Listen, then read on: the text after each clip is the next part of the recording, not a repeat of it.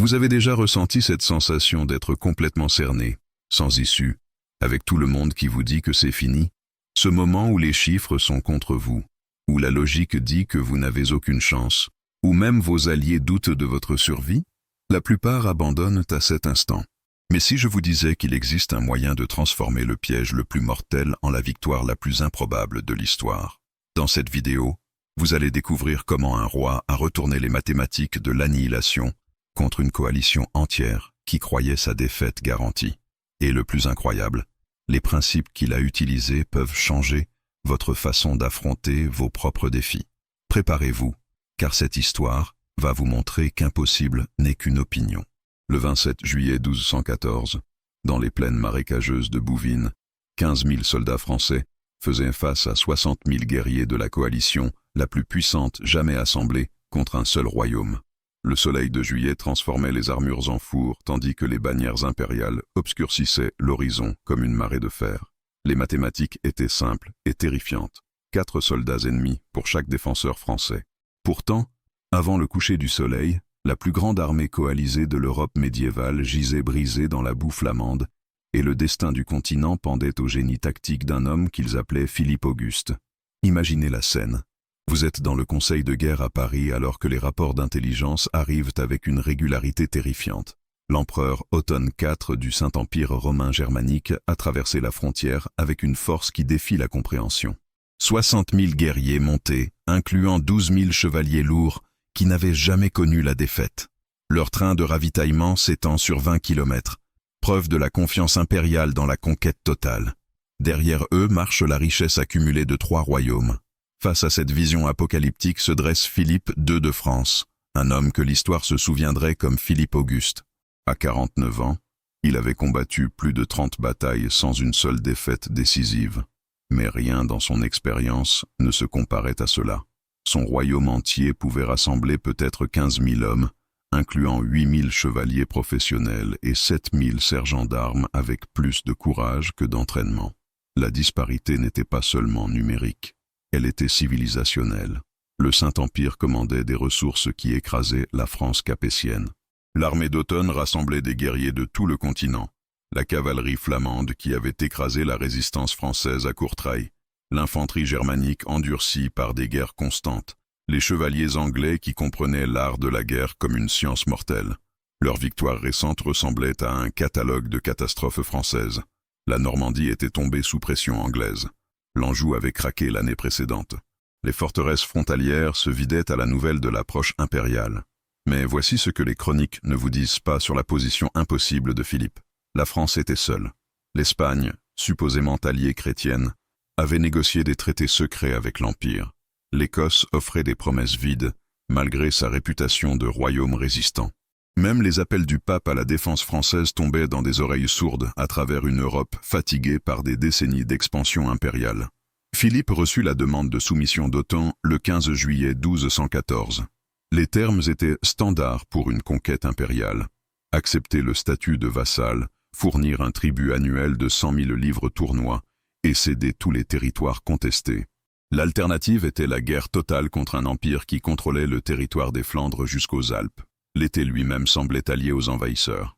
Les températures grimpaient à 35 degrés, transformant les routes en fournaises pour l'avance massive.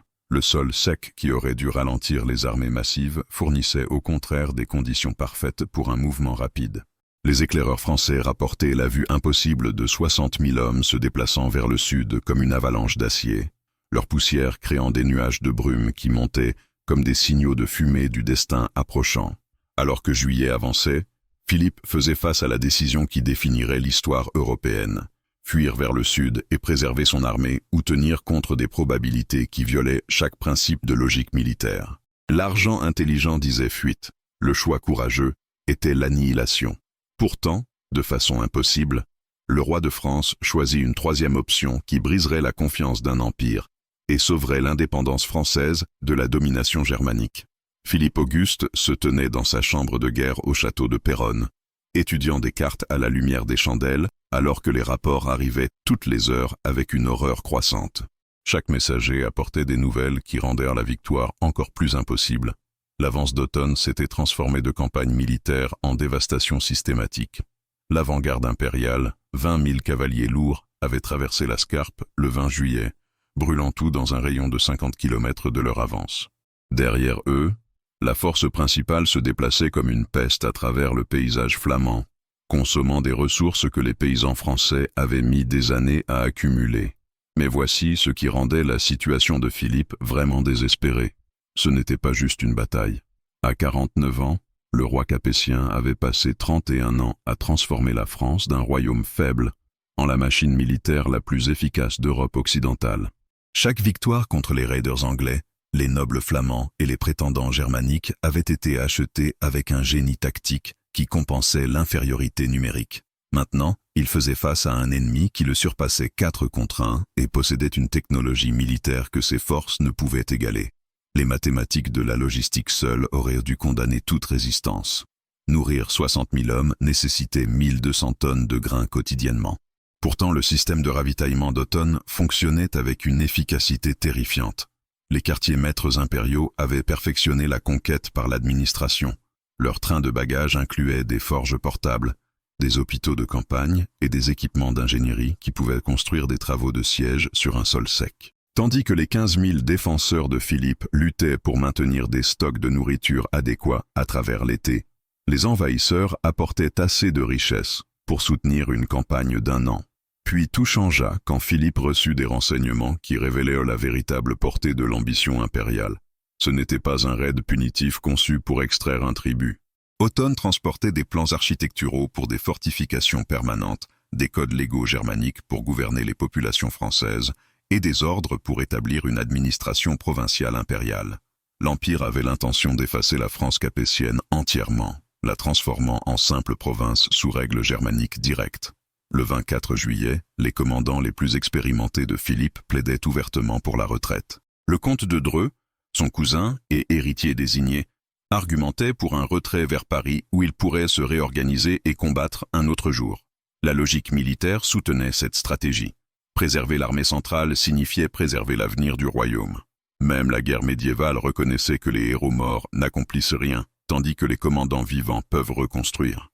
Pourtant, Philippe comprenait quelque chose que ses conseillers manquaient. La survie de la France ne dépendait pas de la préservation des armées, mais de prouver que l'expansion impériale avait des limites. Chaque royaume chrétien de l'Angleterre à l'Italie observait cette confrontation. Si la France tombait sans résistance significative, l'impact psychologique déclencherait une cascade de soumission à travers l'Europe occidentale. Philippe ne défendait pas seulement du territoire, il défendait l'idée que la résistance française restait possible. Voici ce que les chroniques ne vous disent pas sur ces 5 jours désespérés entre le 24 et le 27 juillet. Philippe mit en œuvre une stratégie si audacieuse qu'elle frôlait la folie. Au lieu de défendre des positions statiques, il ordonna l'évacuation totale de la route d'invasion. Chaque grenier vidé, chaque puits empoisonné, chaque pont détruit.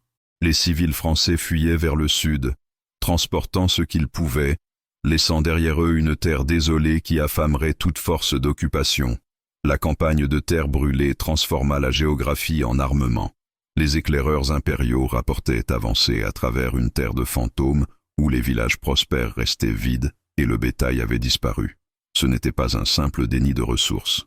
C'était une guerre psychologique conçue pour déstabiliser une armée habituée à vivre du territoire conquis. Alors que le 26 juillet se levait avec des températures atteignant 37 degrés, Philippe faisait face au test ultime du leadership. Son armée avait atteint le champ de bataille soigneusement choisi près de Bouvines, où des marécages cachés et un pont étroit offraient des avantages tactiques qui pourraient compenser l'infériorité numérique. Cette nuit serait leur dernière chance de se reposer avant d'affronter la colère d'un empire avec rien d'autre que la foi, la fureur et le génie désespéré d'un roi qui n'avait jamais appris à se rendre. Le 27 juillet à l'aube, Otton IV contemplait le champ de bataille avec la confiance d'un homme qui n'avait jamais goûté la défaite. Depuis sa position de commandement sur la crête au-dessus de Bouvines, l'empereur germanique pouvait voir sa magnifique armée déployée à travers la plaine flamande comme un océan d'acier. 60 000 guerriers en formation parfaite, leurs armes brillant dans la lumière matinale de juillet. Le corps des chevaliers impériaux, 12 000 de fort, formait le centre avec leurs armures complètes et leur discipline mortelle. À leur gauche et droite, les unités de cavalerie flamande s'étendaient jusqu'à l'horizon. 15 000 cavaliers lourds dont les lances avaient brisé chaque armée française qu'ils avaient affrontée. Mais voici où la légende rencontre la réalité. Philippe Auguste avait passé ses heures critiques d'avant l'aube à positionner ses forces avec une précision chirurgicale à travers un terrain qui paraissait ouvert mais cachait des avantages mortels. Le roi français comprenait quelque chose que les cartographes d'Autun avaient manqué. Ces marécages d'apparence innocente flanquant le champ de bataille n'étaient pas un décor de nature sauvage. C'étaient des pièges tactiques mortels, assez denses pour briser les charges de cavalerie et assez labyrinthiques pour confondre l'infanterie en retraite. Si vous aimez cette histoire impossible, laissez votre like pour soutenir la chaîne et aider plus de gens à découvrir ces leçons de courage qui peuvent transformer votre façon de voir vos propres défis. Le premier engagement de la matinée commença à 7 heures, quand les éclaireurs impériaux sondèrent les positions françaises. Ce qu'ils découvrirent aurait dû terrifier tout commandant compétent. Les 8000 soldats professionnels de Philippe avaient disparu dans le paysage lui-même. Les arbalétriers français étaient accroupis derrière des terrassements qui semblaient se matérialiser du sol flamand. Les compagnies d'infanterie se cachaient dans des corridors marécageux qui permettaient un mouvement rapide tout en restant invisibles aux observateurs impériaux. Ce n'était pas une armée traditionnelle attendant la bataille. C'était un prédateur préparant une embuscade. La réaction d'Autun révéla la faille fatale dans la pensée tactique impériale. Habitués à submerger les ennemis par des nombres supérieurs et une puissance de feu, les généraux de l'Empire n'avaient jamais appris à combattre des adversaires qui refusaient la bataille conventionnelle. Quand les forces françaises se fondirent devant les chevaliers impériaux avançant, les commandants germaniques interprétèrent la retraite comme une faiblesse plutôt qu'une stratégie. À 9 heures, l'infanterie germanique confiante avait pénétré 500 mètres dans ce qui semblait être des positions défensives abandonnées. Puis tout changea. Attendez un instant. Avant de continuer, je dois vous demander quelque chose. Vous êtes-vous déjà senti exactement comme ça? Encerclé de tous côtés, sans personne pour vous aider, avec tout le monde qui attend que vous échouiez. Cette sensation que vous menez une bataille que personne ne voit, que personne ne comprend, et vous commencez à penser que le problème c'est vous? Écoutez, je sais qu'il y a beaucoup de gens qui regardent maintenant et qui vivent exactement ça en ce moment même. Et vous n'avez pas besoin de raconter tous les détails si vous ne voulez pas. Mais laissez-moi vous demander quelque chose. Écrivez dans les commentaires comme ça, très simple. Je suis encerclé, mais je n'abandonnerai pas. Sérieusement, copiez et collez ça. Je suis encerclé, mais je n'abandonnerai pas. Vous savez pourquoi? Parce que quand vous écrivez ça, vous ne faites pas que vous défouler.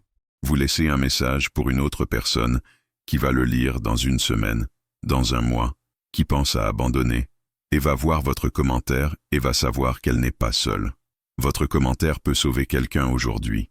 Et en même temps, vous vous engagez envers vous-même. Alors allez mettez pause maintenant. Descendez en bas et écrivez. Je suis encerclé, mais je n'abandonnerai pas. Je vais lire chaque commentaire. Je vous le promets. Vous n'êtes pas seul dans ça.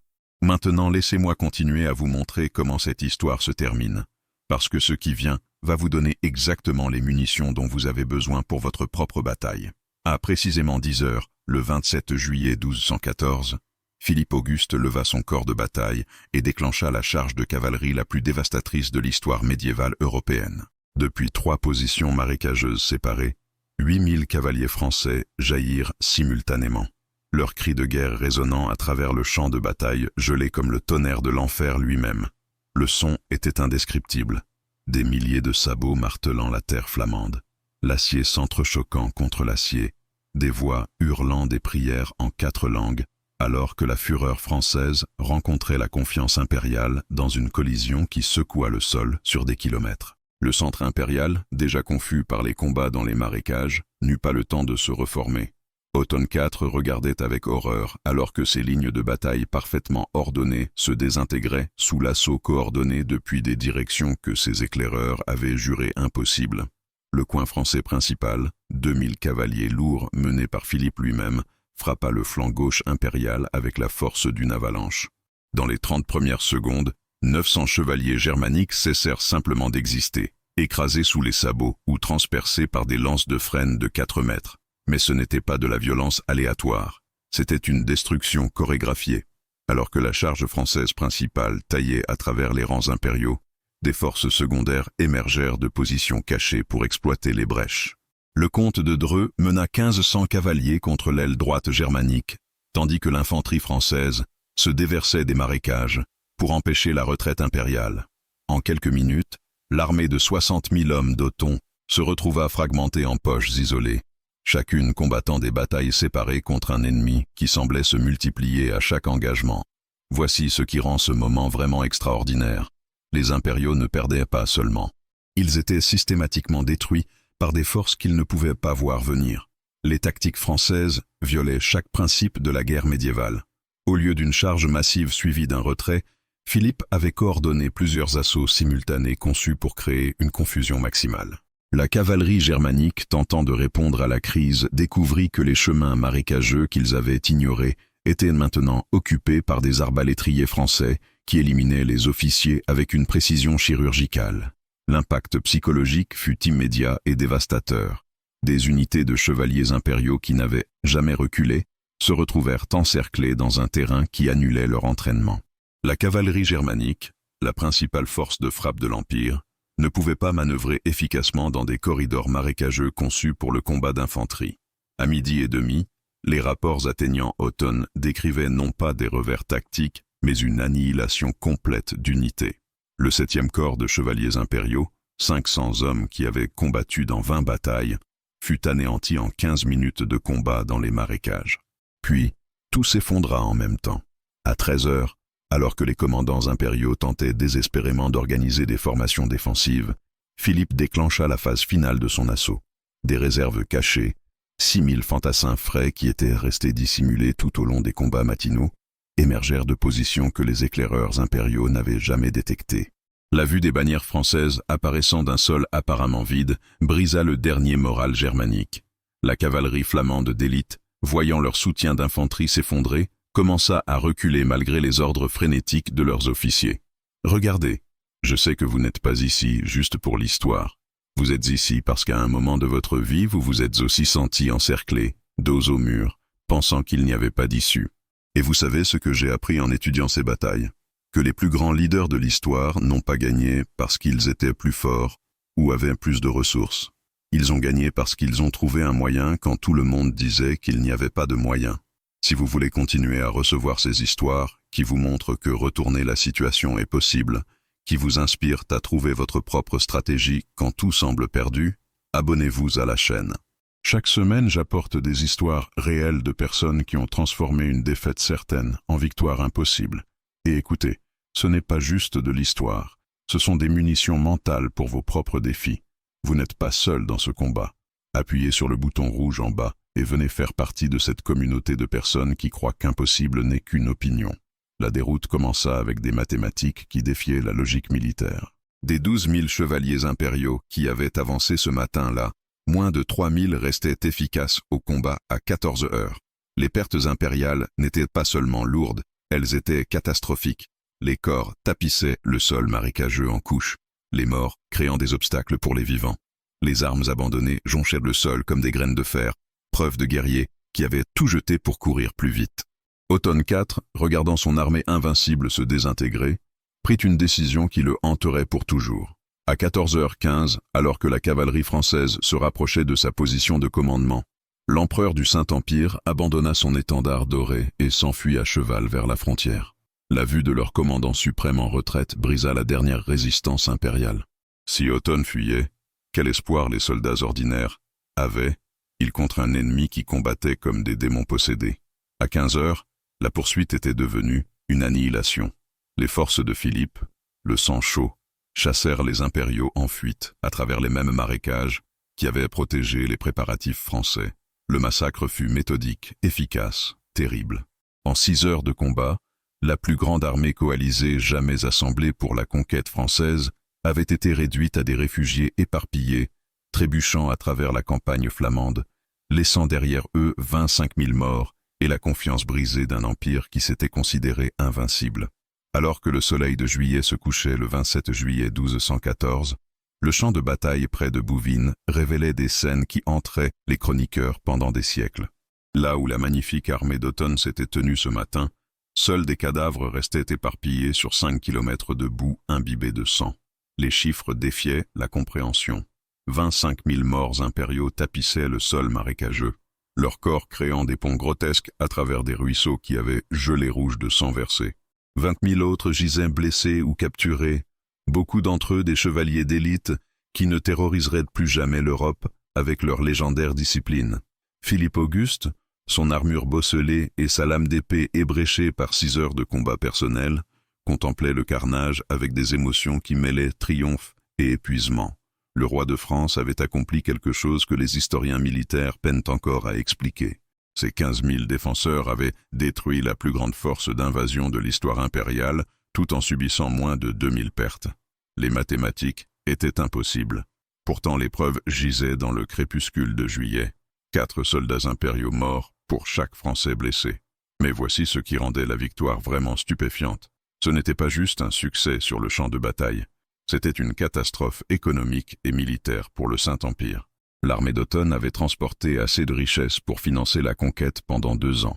L'or destiné à payer 60 000 soldats, les armes fabriquées dans les meilleures armureries de Germanie, les chevaux élevés dans les meilleures écuries d'Allemagne, tout cela appartenait maintenant à la France. Les gains matériels immédiats incluaient 300 chariots de ravitaillement, assez de nourriture pour nourrir l'armée française pendant 6 mois. L'impact psychologique frappait encore plus profondément que les pertes matérielles. La doctrine militaire impériale, raffinée à travers des décennies de victoires des Flandres jusqu'aux Alpes, s'était révélée sans valeur contre un ennemi qui comprenait le terrain mieux que les tactiques.